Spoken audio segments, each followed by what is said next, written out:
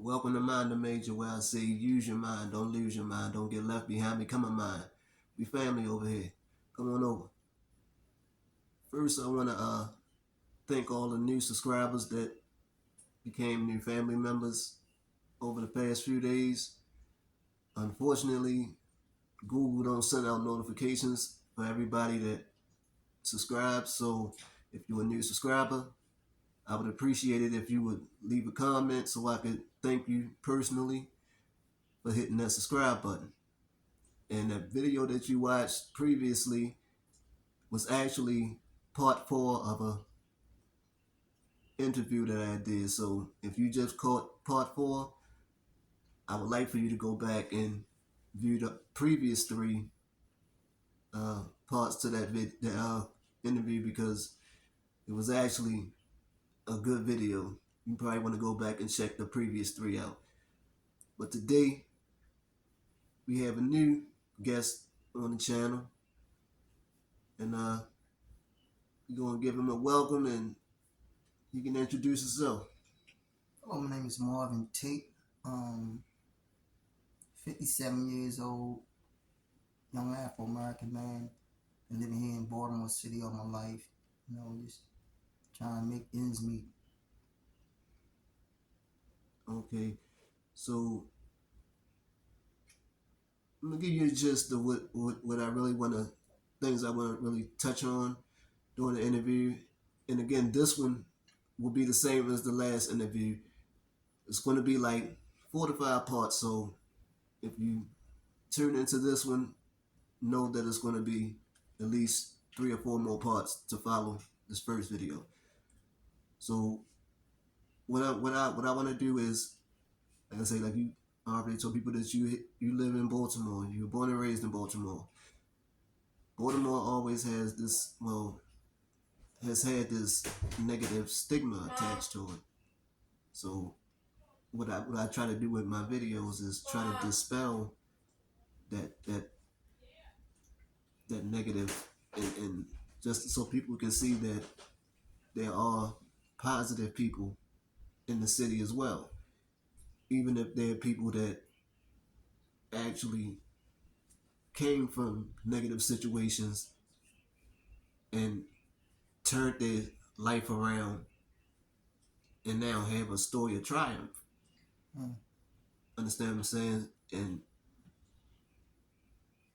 that with that being said, I like to try to start from the beginning and work our way up to present. So far as we'll go back to childhood. When you was little, growing up here in Baltimore City, what being that is people tend to focus on negative stuff or whatever. We'll go there for a second. When you were small, younger coming up, what were some of the type of things that you did when you were younger?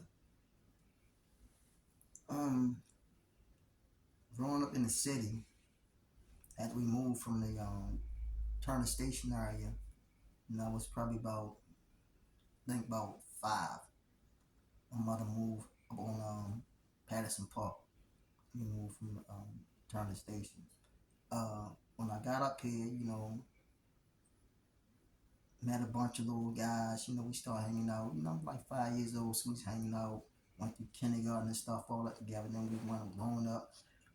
Got to about like 11. I think it was like 11. We moved down to Ashland Avenue by Ashland and Milton. And, little neighborhood there, you get a little old new guy in the neighborhood. So, you gotta feel your way through. Fighting, my oldest brother, his homeboys thought they was gonna just jump on him and beat on us because we younger, put frogs in our arms and all that stuff. And so you have to fight your way through all this stuff. And as a young one, everybody was like, oh, he crazy. So everybody called me crazy. So I started acting like I was crazy. Doing things that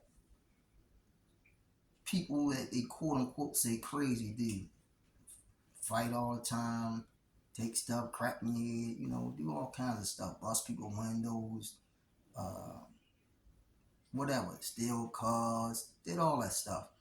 And but one thing we did do, even though we did all that, we had love inside of our neighborhood. All the people that I grew up with, all my buddies. I'm really not trying to name no names, but they know who they are. And we had love. We fought each other.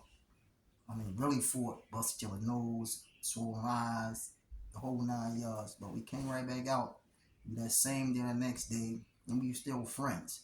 Um, None of my friends, from childhood all the way up to present, none of us never ever pulled a weapon on each other.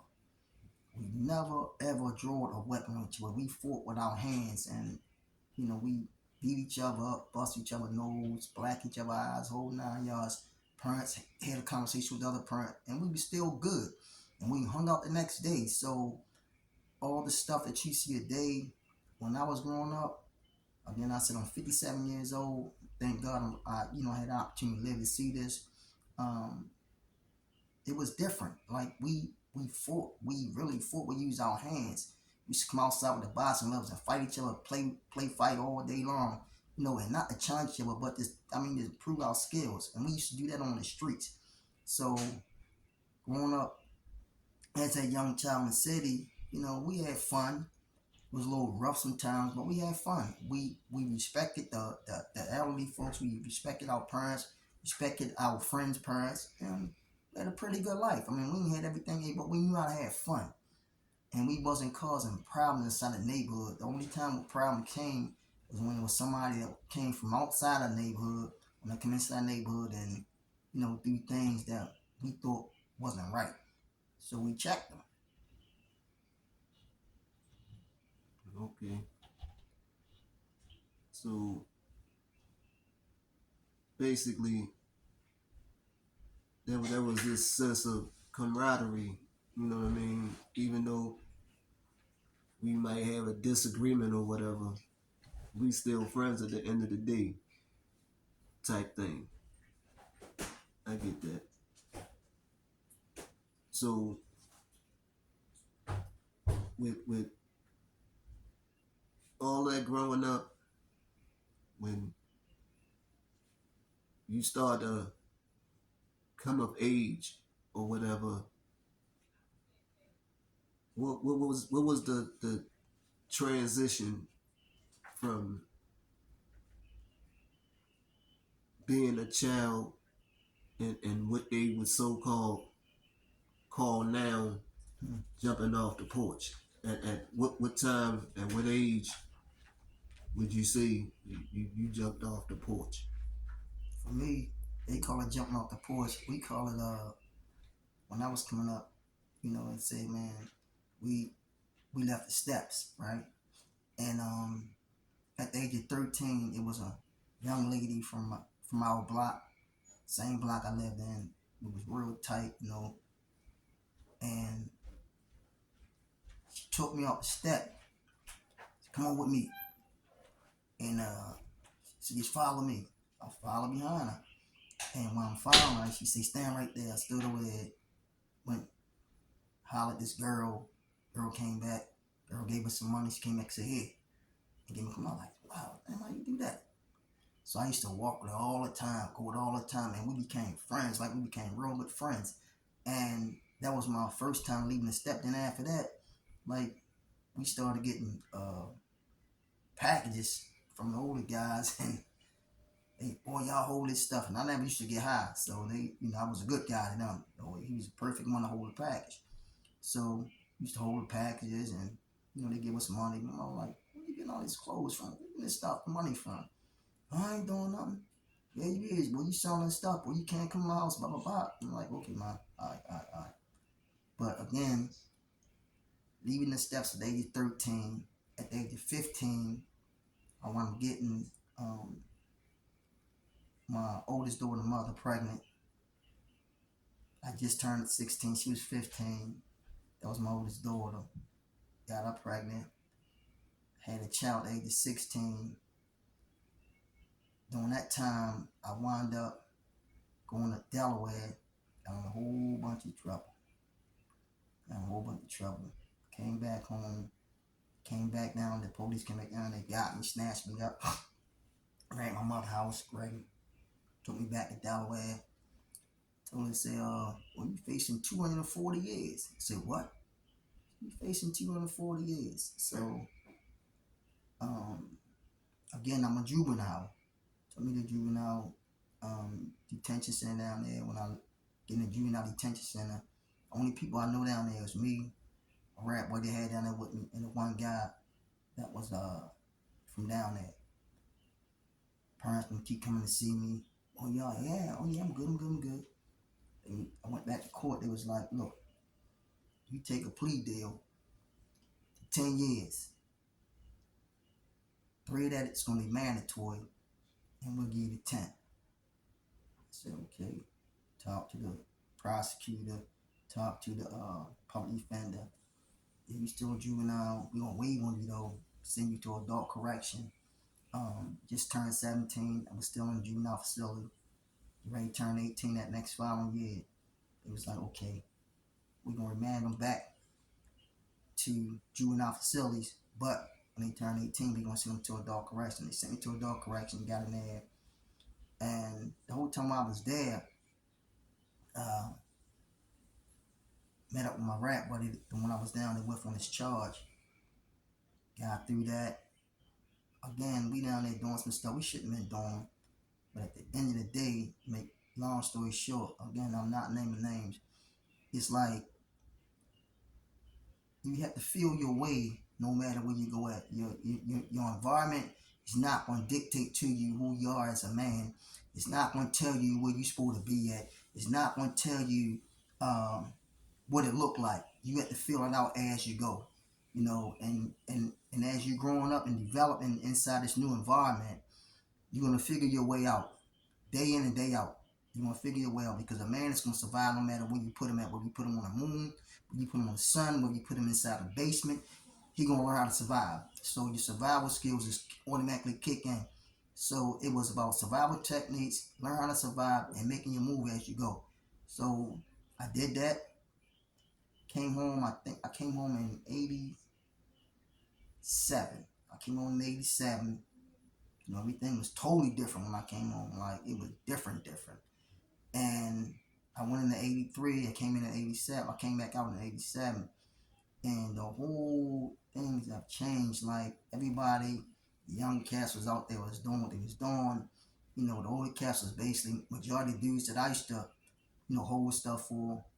They was getting high now when I came home. I'm like, wow, they was the ones that was using. They was getting high, and now the younger guys was the one pushing the stuff real heavy. But when I looked at older guys, I didn't look down on them. I didn't, think they was no bad than me or whatever. I looked at them and say, man, I still got love and respect for you because you was the one who showed me and you took care of the whole community when y'all was out here doing y'all thing. Y'all took care of us. So, I want to meet somebody and I got the role again. Within 6 months, I think 6 months, got plugged back in, took another hit. This time, they tell me, okay, house raid. They tell me, they said, boy, look, um, we trying to give you 54 to 92 years, right? And my mother kept telling me, say, no, they trying to give you a lifetime. I said, nah, man, that can't be right. So when I got up in that courtroom and the judge said what she said out of her mouth, like, yeah, we're going to give you the double enhancement penalty. The 54 came from the 27, which was double, which is 54. And then they took that 54, they took it, rounded off to 92 years. I was like, okay, all right, they really trying to knock my head off. Prosecutor jumped and said, no, we ain't trying to give them that kind of time. Just make sure the first 10 of it is mandatory. So they want to give me, I had like 29 in 8 months. But I still had to go back to Delaware because I still had my violation I had to do. So I was writing on while I was in Maryland fighting this case, asking them could they consolidate everything together so when I leave get out of this thing here in Maryland. I didn't have to go back down there. So it was like, okay, well, we'll see what happens after you get sentenced. Kept fighting, kept fighting, kept fighting it. Finally, they say, okay, you ain't got to come back down here. So I wound up with 29 years and 8 months total here. Out of 29 and 8, I did almost 17 on it and then came home. And once I came home, while I was in it, let me back up just a little bit. While I was in there, everybody kept telling me, oh, go to school, uh, get all them trades and stuff, do all this stuff. You go for parole, they gonna give you parole. I said, okay, I'm on it. Went to school, pop, pop. 10 years was up. Went for parole. I said, well, I got a whole stack of stuff like this. Went for parole, and people say, okay, well, you did a lot of stuff. I said, yeah, I'm ready, I'm changed. Okay, we want to see you back in 5 years. I say, huh? I said, yeah, we'll see you back in 5 years. And you change, you're going to change better 5 years later. I said, man, some people sent me back, told me to come back in 5 years. I'm going to change more. So I'm sitting back and I'm trying to wrestle with my feelings now. I've been programming, I've been doing these groups, I've been doing this. But it was a whole plan that Allah had gave me, that He had blessed me to be able to take this program that I was helping people figure out how to control anger, conflict management, communication, community building. And I took this program, I utilized it. And this program allowed for me to change as a man, along with my religion. It allowed for me to become something better. People seeing something different in me.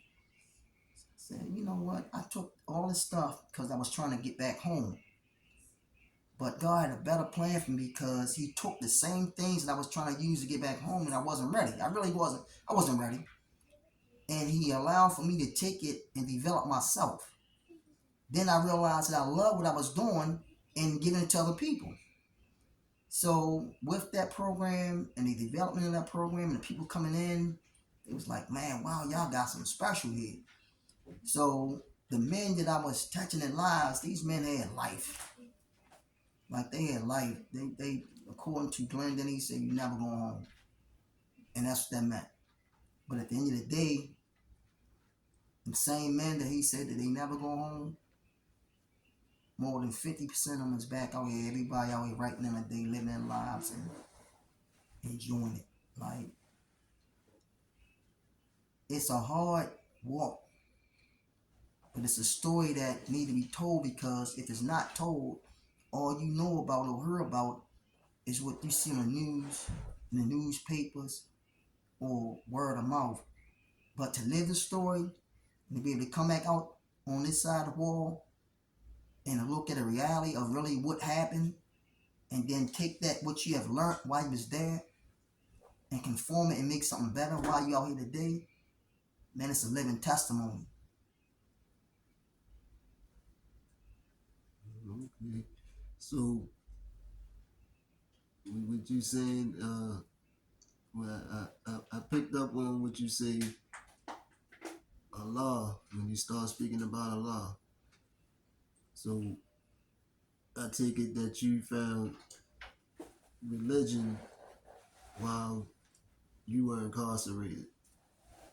Yeah, I actually 1988, when I went back to the city jail, uh, I met a brother, very good brother, studious brother. He used to watch him all the time. And I like this brother Kurt. I like when this brother act. Like, hey, no nonsense type person. So we got rapping. Man, what are you? He said, well, Muslim. I said, what kind of Muslim? He said, I'm Sunni Muslim. So he was explaining to me what the Sunni Muslim was, and I started listening to him, and I was talking to other brothers that was there. And he was saying, yeah, man, all you have to do is call the Shahada. Is take your Shahada, which, the declaration of faith, coming to Islam.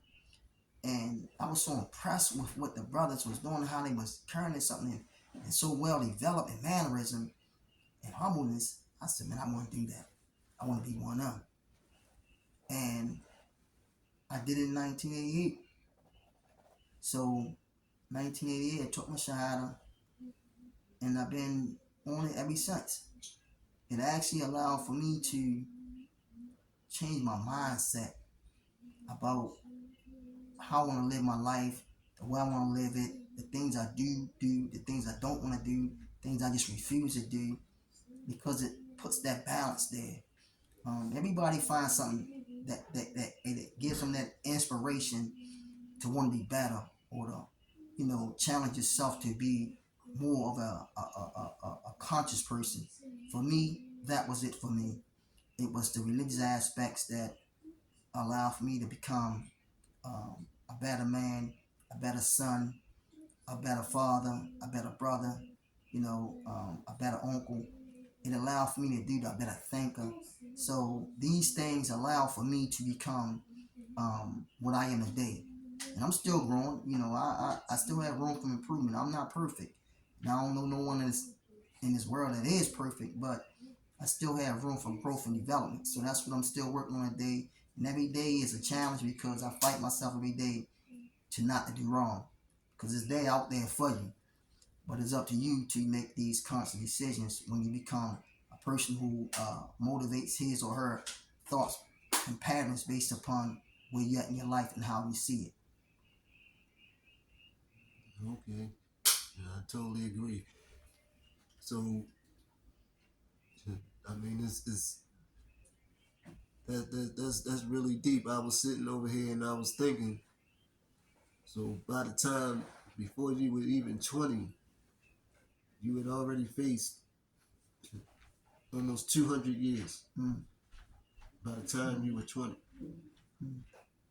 Yeah, when I got to Delaware, I did a bunch of crazy stuff, and again, I was a juvenile, and people was telling me to give me 240 years, um, because of the stuff that I did when I was down there.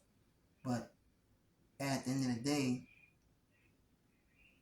because people was telling on us, doing all kinds of stuff, and we shook the city up. It's very small in Delaware. It's very small down there. So we shook them up really bad. So, we come down there and think we doing something, come on back home, whatever. But it shook the city, and they wasn't playing with us. When they finally caught us, they weren't playing with us, and they showed us. Said, you want to come down here and do this? Yeah, we great smack you with this. But again, I didn't get that. Thank God I didn't get that. And you know, it was a learning experience for me to be in another city, another state. No family members down there. Uh, just one person I knew was my rap buddy, and the other one was from down there. You figure it out. I went to one jail. They sent him to another jail. The other one, he went to another jail. So all of us was in different jails. So you figure it out. You had to figure out what you had to stand on and who you was. Real simple. And no matter where I went at, I stood up and represented who I was as a man. I realized and understood that here's your trying times right here. This is your new environment. Adapt to it. Adapt to your new environment. That 240 years was right in my face, but thank God I didn't get it. So that's a testament for a lot of young guys out here that's out here and they doing this and they doing that. But a lot of them, majority of the time, don't know the time that's associated with the actual crime that they're actually participating in. You understand what I'm saying? So I think that would it if a lot of them actually had people that actually break it down to them.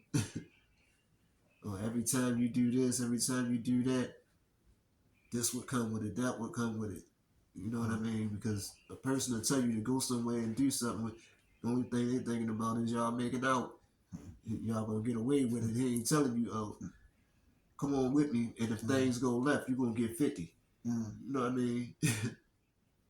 Let's go take this.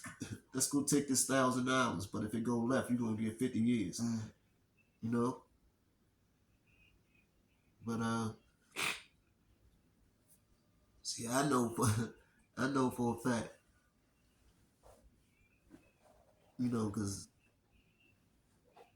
I know about all your, you know what I mean, all your stuff. So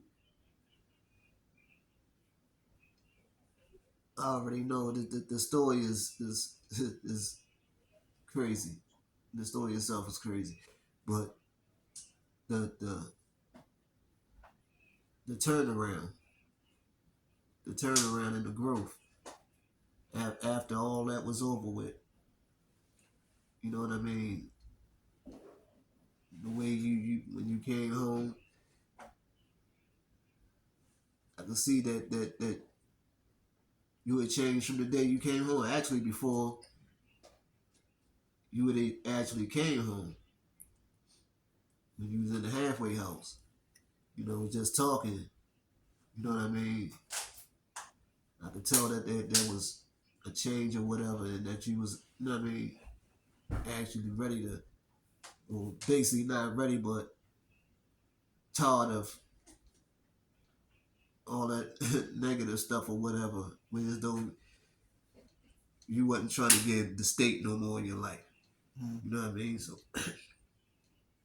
just with that all being said, when you came home, by the time you came home off of that last charge, you had probably already given the state half of your life. You know what I mean? You had already given the Department of Corrections half of your life.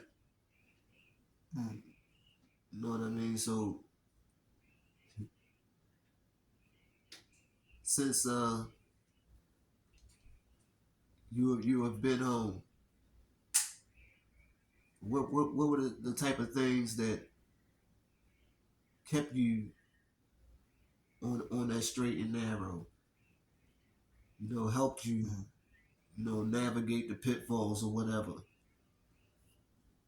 Well, I'm gonna say this before I even get to what you just asked me, because it's like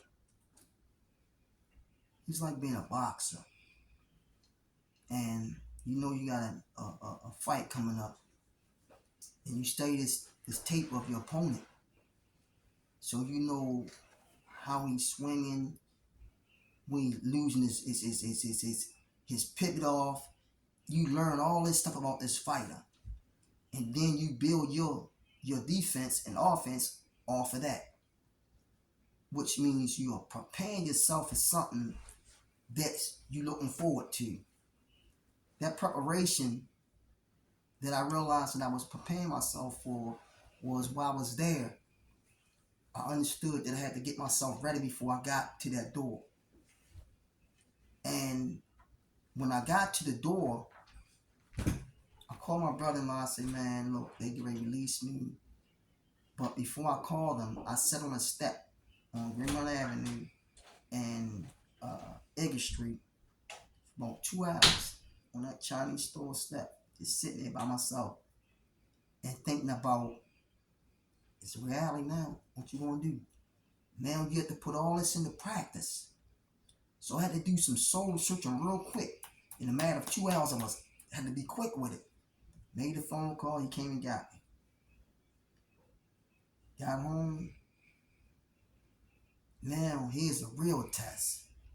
You said you did all this while you was there. You ran these groups. You taught communication. You taught conflict resolution. You taught community building. Now what you gonna do with this while you out here? Many days, and I'm being 100 with myself. Many days, every day fighting myself. Every day I woke up, because to the guys that were still out there, that came back out before me and came back in, came back out, they was back out there doing that. Oh, I'm glad you home, blah blah blah. Oh my man, I'm glad you home. I was like, yeah, you glad I'm home. But I ain't get nothing from there one of them the whole time I was down. Mm-hmm. Right? And the other part of it is that they want to offer me what they was doing. I didn't want that no more. What I wanted was to be able to go out and work, go to school, and become a better person and stick like that and stay that way. So I ground myself, first of all, I had a family that was very, very supportive my whole entire bit. So when I came home, I had a foundation that I always stand on. So I stood back on my foundation. That was the first strong point for me. Next point was I went to the masjid. I went to where I said I wanted to be so badly. I went to praise Allah. And I surrounded myself with brothers that was doing the right thing because as long as you're around brothers that's doing the right thing, if you going astray, they're gonna pull you back to the right. All my friends, if I go astray, they pull me back. If they go astray, I pull them back. They say, well, how can you help your friend? You say when he's doing right, you encourage him to do more. When he's doing wrong, you pull him away from it. And this is the thing that I live with. I live with the reality of life that anybody that loves you is going to keep you in the right direction to pull you and going to check you.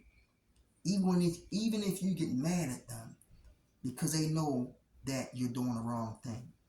And for me, I had to clearly understand and accept that for those who I look in their face and say I love them. Because I don't take that word love too soft because that word love, them four letters, you try to play with them that word love, even though it's a four letter word, that word have caused people to end their lives. It have destroyed civilizations. It even can reach the moon and you can be here on this earth.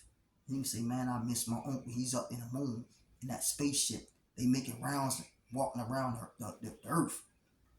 No matter, it travels. That word love.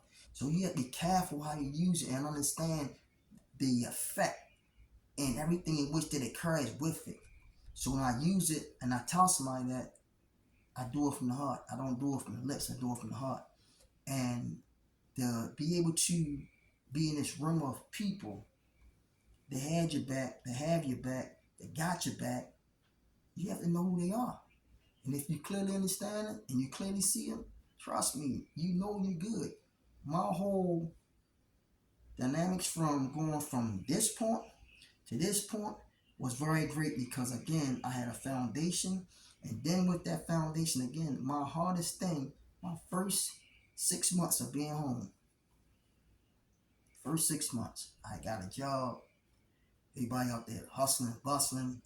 They got the name brand, $5 shoes, tennis shoes, wicks. I got the regular stuff. I couldn't afford that because I had a regular job. I couldn't afford that. So I asked myself a question. You want to be like them or do you want to be the changed person? And many nights that I went back in the house by myself, I cried. And it's a reality. Like, I had to fight myself every day of not to go back out there because I want to be with them with the money in my pocket, had expensive stuff. I had to give all that up because I realized I wanted my freedom. And when I'm talking about freedom, I'm not talking about just being here on the streets because people that be on the streets, some of them are still mentally enslaved. Some are physically still enslaved because when you lock yourself in a box and that's all you can do, then you put yourself in a captivity. So I had to fight myself every day, and I say this constantly, even right now today.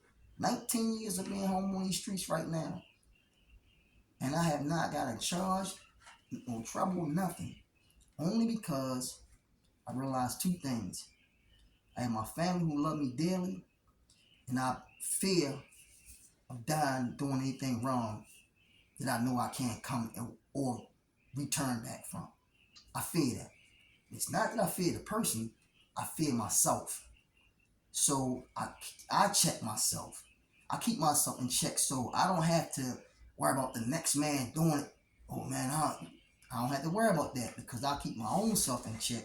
Yeah, you're gonna run to some things, but sometimes you have to learn how to back pedal and well, you know what? Before man, brother, my bad. I apologize, brother. I don't, man, we good because it's not a tug of war. It's not a fight. If a word have disturbed your feelings and I can figure out a word to make your feelings get back in order before we go to blows, then I'm gonna do that. It don't mean it don't make you weak. It just means that you're a wise man. It means that you somebody now that can use your words and use your mind and your wisdom to combat or try to stop anything from happening that's gonna cause you any kind of long-term trauma. Who wants that? Not me. I don't. That the foolishness. I did it. I lived it. Now it's time for me to learn. I'm closer to the end than I am to the beginning. I'm getting closer every day that I wake up. I'm getting closer to my end. And that's for every last one of us. Every day we wake up, we're getting closer to our ending. So again, what part are you going to play? I want to live mine out here. And I want to show people that you can do what I've done. Because what I've done, I made a whole 360-degree turn. I know I was I was a walking monster. I was a monster. And anybody know me tell you I wasn't no okay, well he was just one of these little I wasn't a goody two shoes, I was a monster. And I'm not putting everything that I've done out there because it's really not about that. But I know who I was and I know who I am today. Today, the person that you want to embrace, the person that you want to speak to, the person that you want to learn how to love, I done did all the foolishness. Now it's time to live a better life. It's time for me to be a pillow in my community. So people say, man, I like that brother right there. That brother, man, he's trustworthy. That brother respectful. I like how he conduct himself. And it's not for showboating. It's for me, for my life. It's for me. I'm a father. I'm a husband. I'm a son. I'm a brother. You know, I'm an uncle. And I got all these roles to play, and all these people that I'm playing these roles with, I got to show them the best of me. They got to see the best of me, and it's not to impress them. It's just showing like, man, look how my uncle turned out. He was gone for a long period of time, but look at him now. Look at my uncle now. Because at the end of the day, every last one of us want to live. Every last one of us, from my niece, from my grandbaby, from every last one of us want to live. We don't want the drama for real, man. We want to live. We all want to live. Because if you don't, then I'm pretty sure we can find many things for you to do just to go to sleep and don't get back up. But that's not what we trying to do.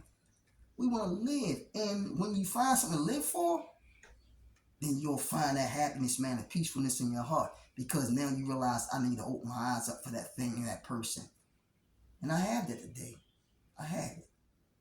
You know, a lot of people, we haven't locked into that. But when you can lock into that, you'll finally realize, man, this is the true freedom of life. This is the true freedom of life because one day he's not going to be here. One day I'm not going to be here. So who going to tell a story then? Who going to tell a story then? This story is about a real life situation that happened, real life people that lived their life. But the thing is, what did you get out of it? What was the outcome? What was the outcome? I want a positive outcome because at the end of the day for me, who wins? If you go back to the system and you look at this, the lawyer get paid, the bail bonds get paid, the system get paid. What your family get? Your family get to pay bills.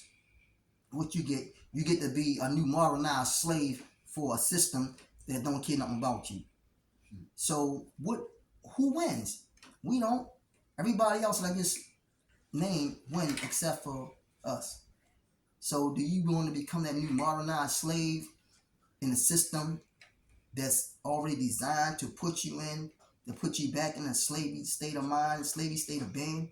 Or do you want to become a free man to be able to use your mind, thoughts, and process your true identity and change who you are so you can see the real you? Yeah, that's deep words.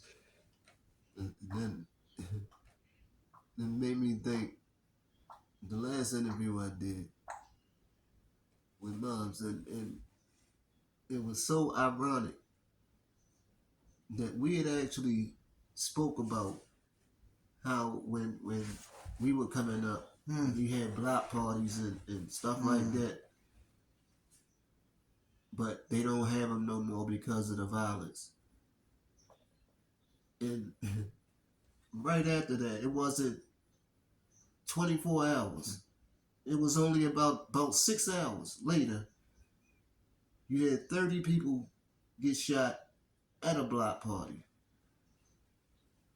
I mean that just Mm. blew my mind. When people talk about the guns and how the guns getting into the city or whatever, and we can't control this, we can't control that. But it's crazy. And I was just having a conversation with somebody, I think yesterday. And I was like, that's simple.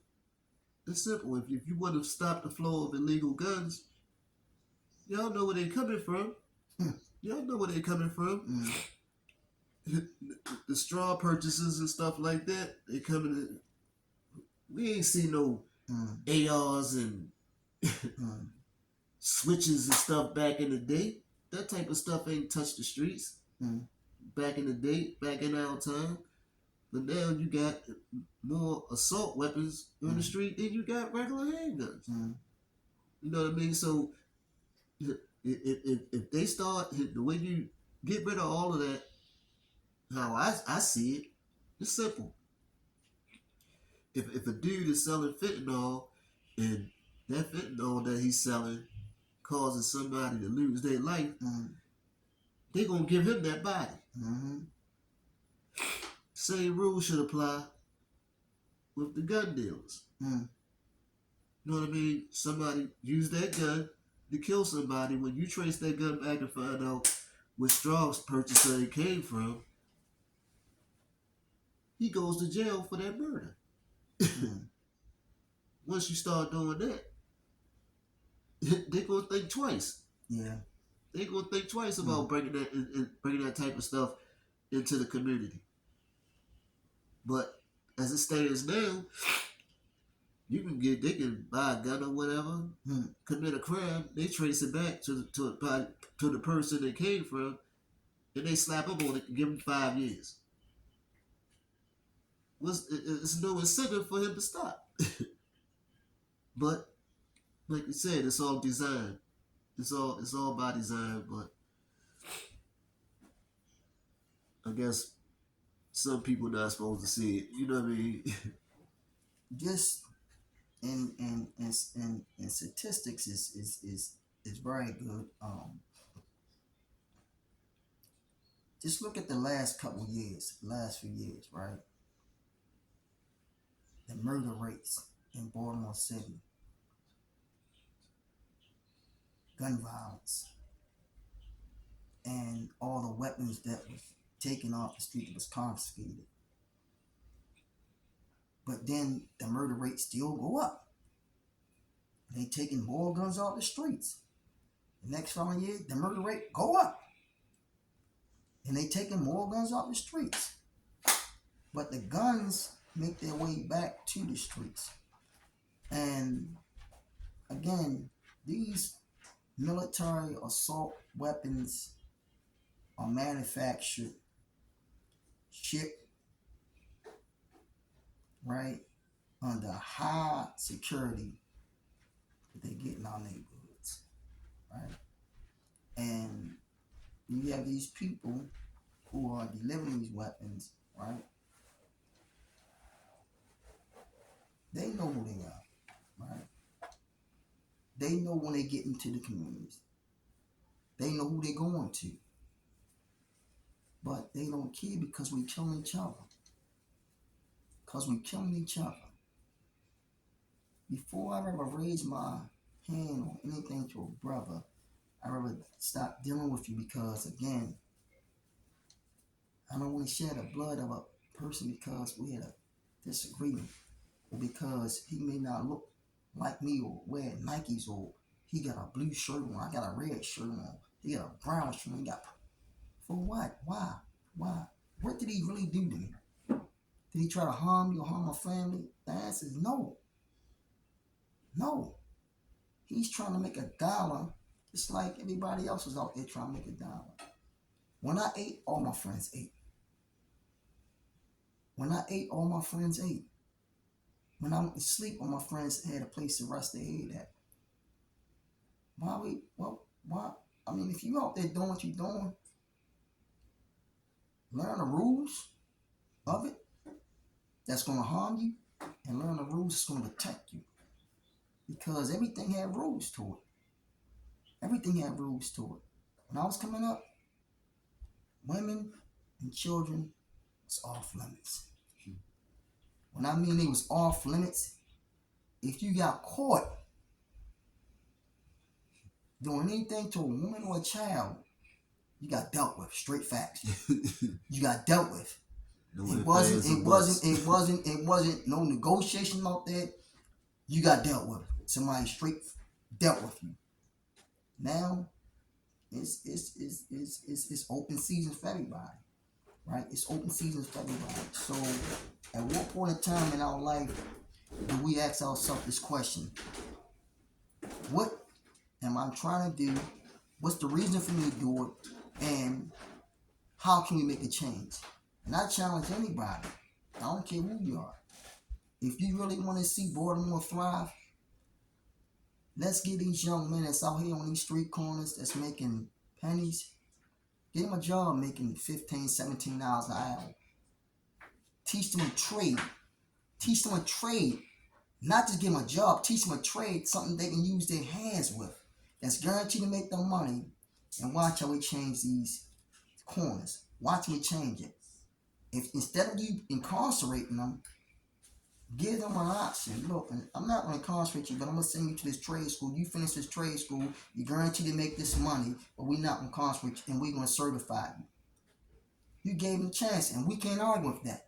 Hands down, I can't argue with that. Instead of me sending them to prison, or instead of me putting them to another drug treatment center, let's help educate him. Let's teach him how to use his hand and his mind to make that money. Let's do that. Because it costs the city and the taxpayers less money to send them to school and get them certified in trade than to put them in the prison. The prison costs more. First of all, we got to build the prisons. So that's going to be more tax money that we got to spend. Second, we got to clothe them, house them, feed them, and give them medical. So that's more money. So again, let's give them a trade. Teach them a trade. There's plenty of things, all these abandoned buildings around here that need to be fixed up. All these buildings, all these vacant houses, these lots. Give them a trade. I'm one of the ones that went to ABC, Associated Builders Contract. I got certified and I've been good ever since. Not only did I work my job, I know how to use my hands. I know how to do flooring, I know how to do walls, I know how to do plumbing. So again, I learned that. I learned it from going through Associated Builders Contract in school. I got certified. I was going there every day, faithfully. They gave me a little stipend, took my little money, I got me a little lunch, went down there, and I was there on time every day. Class was located on Madison and Wolf Street, right off that little corner right there. I was there every day. Graduated from the class. City job, Fort Meade. City never lay off. I took the city job. I never looked back. Right now today, I never ever look back. So again, you have an option to say what you want to do with your life, or you can stick out there and let somebody use you as a guinea pig. I don't want to be nobody's guinea pig. I don't want to be no experiment. I don't want to be nobody's revolving door that doesn't benefit me every time I go inside of it, but it benefits everybody else. So you just like the hamster, get off the wheel, I'm tired, get back on the wheel, get off the wheel again, get back on the wheel. Nah, you ain't going nowhere. Where you going at? Where's your destiny? What the destiny look like that you trying to travel to? Where you really want to travel to? You ain't going nowhere. So if you do what I said, then you'll have a purpose and a plan, and you'll find a destination to get to where you need to go to. Because your skills have put you there. Your mindset put you there. So take it and run with it. If you really want to do it, they have many of programs. I went to another one was on Redwood. It was the Goodwill Industrial Program. I went through that program. I got my first car through Vehicles for Change. I paid $750 for it. They paid for me to go to driving school. All I had to do was pay for my license, and it's called Jumpstart. Jumpstart means that they put you through a program. You learn how to use your hands for for your skills, and then they give you your tools. They give you your tools so you can have it to go on. They give you OSHA certification, and then they give you CPR certification. So you coming into a job on a work site, you got your tools, you got a vehicle, you got OSHA and CPR. You hard. You hard. Yeah, you go. You hard. You soon as they say you got all this, you hard. Come on. You go in that door before everybody else. So I'm saying, so there's many programs out here. I mean, if y'all want it, man, let's get busy. I mean, I'm out here for the public. I'm out here for the people. It ain't about me no more. I done did it, lived it. It's about the people. Let's try to revamp. Let's try to re-educate our people so we can realize, man, each one teach one. Put your hand on the reach and grab your brother up. If your brother's falling and you say, yes, I'm my brother, keep him, you pull your brother back up. The only way you can pull your brother back up is if you are, first of all, you straight, then you pull your brother back. I say, man, look, man, it's a better way. I'm living proof of it. Let him, let him or her, men or women, see your footprints in that dirt. I can go through any neighborhood around here, east, west, north, anyone, and I'm good. And I'm not tough. I'm not. I'm not at all. I just know how to relate and figure my way through stuff and understand, man, this brother is my brother. Even though he got different, that's my brother. That's my brother. And I'm never going to be scared of him. And I'll never want him to be scared of me. Because I'm not coming to bring you no harm. I'm coming to try to uplift you to put you in a better situation than I am in. Because if I can get you to see yourself as doing better than me, then you're going to take that chance of a great opportunity. You're going to take that chance of a great opportunity. So this is how we help one another. I don't want you to do what I do. I want you to do better. I want you to do better. Then I'll say, man, that brother made it, man. Look at him. Shining. Shining. That's where we at with this thing, man. Let's figure out how we can help one another and stop the killings, man. Anybody can pull that trigger. But what all the ones we need to, instead of pulling that trigger, pull that pen and that paper back off that book and try to figure out how we can calculate these do's and don'ts of how to stay out of this prison, right? These do's and don'ts of how to show our mother or the one who's raising us that our family became a man or a stronger woman. And show them how we can do that. It means a lot to people, man, when they say, man, look at him. He changed. Well, she changed. It means a lot. And especially if you have children or you have siblings that look up to you. The tough man is not the man who can pick somebody and slam them on the ground. The toughest man is the man who say, man, you know what? I'm out of this game, man. I'm going to do something right today. And I'm going to live my life. And I'm going to struggle until I get it together. That's me. I did that. I fought myself every day and I fight myself every day. People say crazy stuff. I'm like, yo, but I say, you know what? No, I'm not. I'm going to smile about it and realize I got something to live for. Because if you don't, you're going to find yourself in another situation. I don't want to be in that kind of situation no more. I lived it. I'm done with it. I'm done with it. It's not an issue for me. It's not, again, I'm not scared. It's the fact I want to live. Live. I want to live. I want to live. And I want to do it every day that I'm able to breathe. Do it on the outside ways though I can quote unquote have my freedom to be able to move as I freely want to and share it with my family and those who love me. Yeah. This one got deep. This one got deep today. But I'm gonna we didn't really go into everything I wanted to talk about. but I'm more than certain you don't have a problem coming back. You don't have a problem coming back. Nah, I don't have a problem coming back because this is for the people. It's for the community. It's for us as a family. For us to try to reach one another, man. And social media is the platform, for us to do this. Whether you over China, whether you here in Baltimore, it's for us to reach out to one another, man, and say, brother, I like what you said. I'm gonna take that and I'm gonna run with it. Bruh, anything I got, if what I have used or handed to somebody, take that and reconstruct and rebuild your pathway. You know, they was doing it over in Mexico. They built them tunnels that come straight through the United States to push them that powder through that way, right? They learn how to build and construct. They get what they want to get from one point to another. What is our destination? What are we trying to reconstruct or rebuild? Let's do our mind first and then make our actions follow behind it. If we can do that, and I don't care where you at, you can be any country, anywhere, any state.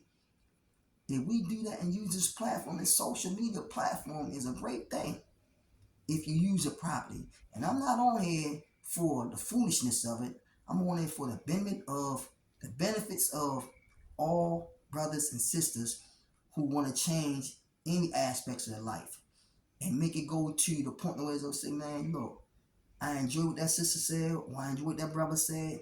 Man, now let's link together and see how we can do this thing. And if we can do it and make it worldwide, you can find any song. Oh man, Michael Jackson hit it. He went worldwide with the song. Let's make a movement and make it worldwide. Let's make a stand and make it worldwide. That we not gonna do no killings, man, for one day. Let's go on social media and say all from all 50 states, right? And say everybody's doing these channels.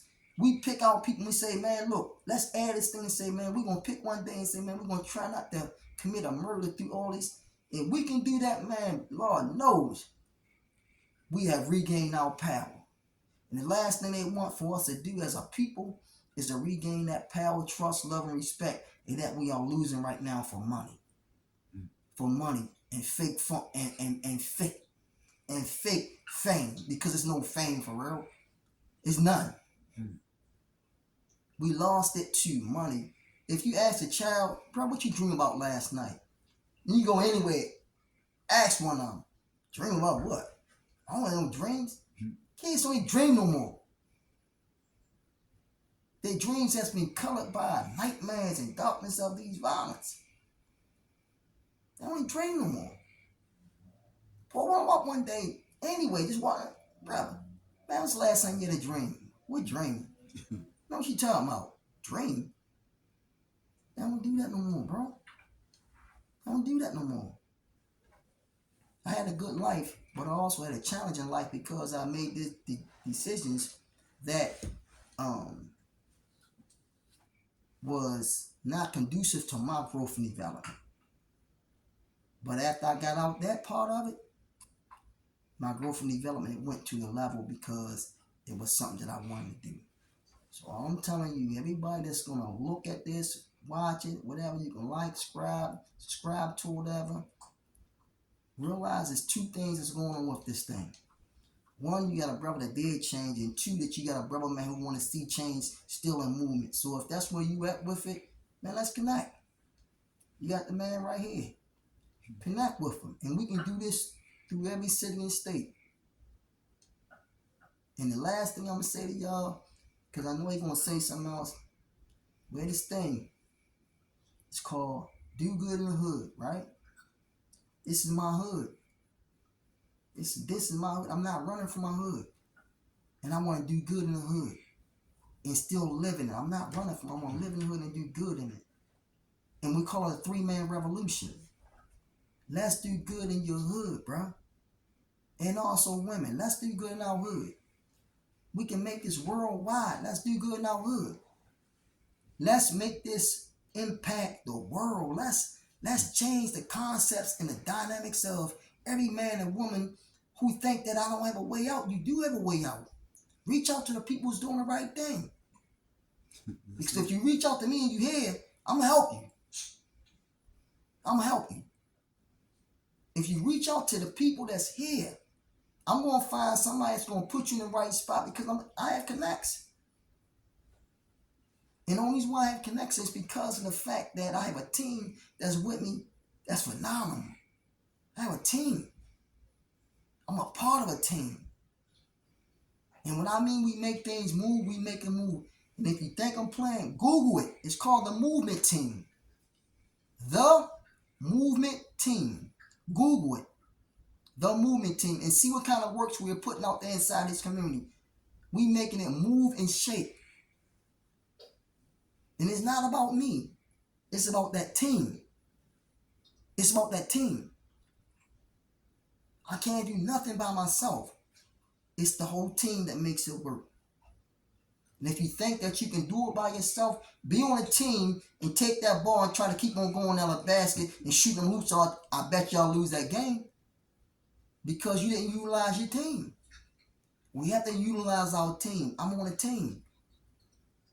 And the team that I'm on, it makes things happen. I'm telling you again, it's called the Movement Team. I love the team. I'm going to rock out with this team until Allah take my breath away. This is the team that I chose to be on because the things that they do, they're making moves. I watch them change people's lives. I watch them help change and create other communities that the community's thriving now. That mothers and children depend on them now. Teach them how to become better individuals who can think properly now. This the team I want to be on. I don't need to be on no more teams. I'm satisfied with my team. I win, they win. They win, I win. It's a win-win all around the clock. And it's not about the money. It's about sharing experiences with people who say, man, I got it. That one word, I got it now. That's my reward right there. You said I'm out for, I got it now. I got it now. I can live. If you don't want to live, say I don't want to live. But if you do want to live, tell somebody, man, please help me. And if you in my area, you hit me up. I'm going to give you the help. There you have it. I've been telling people for years that Baltimore ain't just the wire. It's not just the wire. Don't get it twisted. But like I say, if you don't believe anything he said, hit them comments. Tap in the comments if about anything. About anything. If you need help with anything or whatever. See, don't you get stirred in the right direction. You know what I mean? See, just for kicks and giggles. You know what I mean? To see if it's any fronting going on around here. You know what I mean? Get in the comments. But we gonna wrap this one up by saying great minds think alike. You never know. Well, I mean, no. Great minds think alike. And everybody got greatness in them. You never know when somebody's gonna come along and pull that greatness up out of you. So to the next time, don't forget, like, comment, subscribe, share. It's your boy C Major. It's the brother Marvin Tate. To the next time, 2 in the air.